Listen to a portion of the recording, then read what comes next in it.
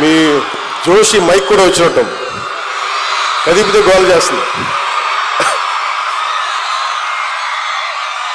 మనం మాట్లాడుకుందాం, ఒక సంభాషణ చేసుకుందాం.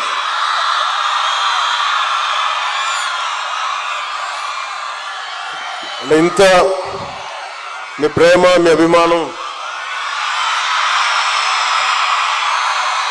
ఒకళ్ళు కోరుకుంటే రావి. నేను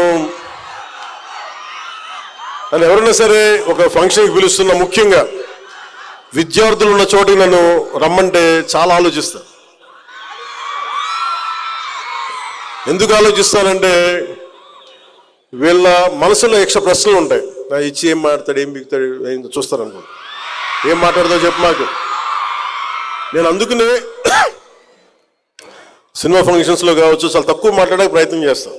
అది జీవితం మాట్లాడకుండా ఉండాలని ఎంత ప్రయత్నం చేసినా జీవితం నా లక్షల మంది జనం మధ్యలో పెట్టేసింది. విద్యార్థుల నుంచి పారిపోదాం, వాళ్ళు వేసే ప్రశ్నలకి, వాళ్ళు లేవనెత్తే సందేహాలకి, ప్రశ్నలకి మన దగ్గర సమాధానాలు ఉండవు. ఎందుకంటే చాలా ప్యూరెస్ట్ ఫామ్లో ఉంటారు విద్యార్థులు. ఒక ట్యాబ్లో రాసాలి, క్లీన్ స్లేట్. వాళ్ళు ఏదైనా ప్రశ్న అడిగారంటే మనసులో ఏం ఉండదు, చాలా అసలు గుండె లోతులోంచి అడుగుతారు. వయసు వచ్చే కొద్దీ మన దగ్గర సమాధానాలు ఉండవు. అందుకని 10 మంది విద్యార్థులకి నేను ఆలోచిస్తాను. అలాంటిది ఇన్ని వేల మంది విద్యార్థుల మధ్య వచ్చి మాట్లాడాలంటే ఇది ఎంత సాహసం.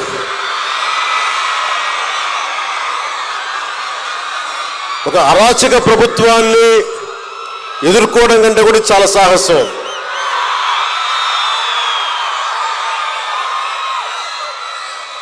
Books are the training weights of our mind అంట.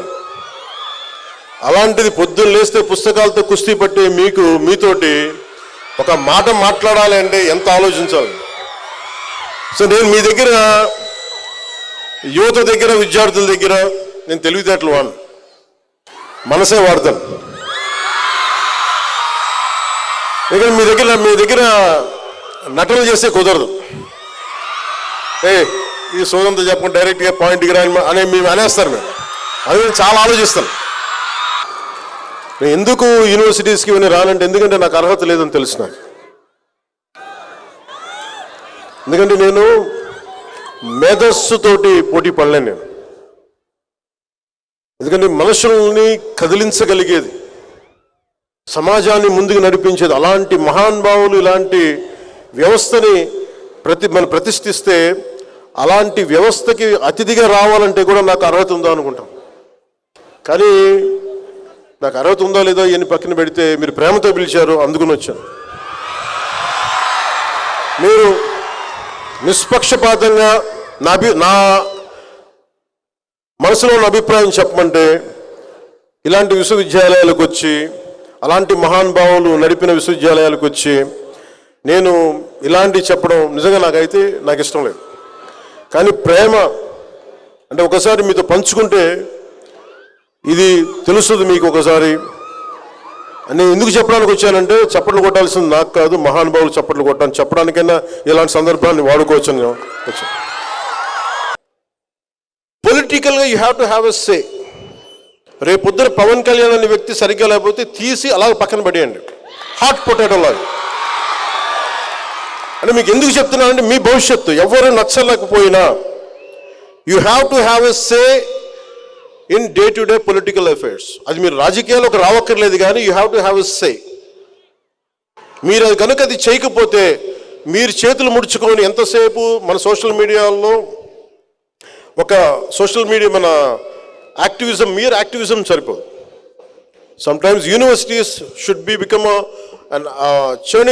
Should churn on good ideologies. నేను లవ్ యూ.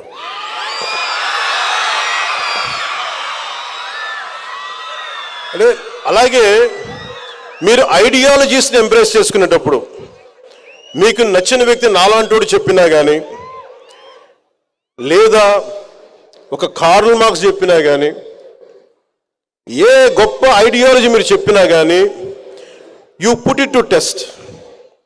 మీ జీవితంలో మీరున్న ఈ పర్టికులర్ టైంకి is it applicable or not? బ్లైండ్గా గుడ్డిగా ఏ ఐడియాలజీని నమ్మకండి. చెప్పేసి వెళ్ళిపోతారు వీళ్ళు.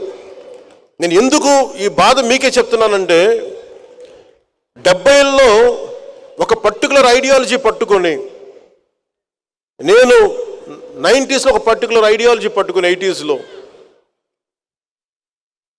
ఒక బ్యాలెన్స్ లేని ఐడియాలజీస్ని పెట్టుకుంటే ఏం జరుగుద్ది అంటే, ఎంతమంది ఆ మాటలు విని అడవుల్లోకి వెళ్ళి చచ్చిపోయారో నాకు నిజంగా బాధ కలిగింది.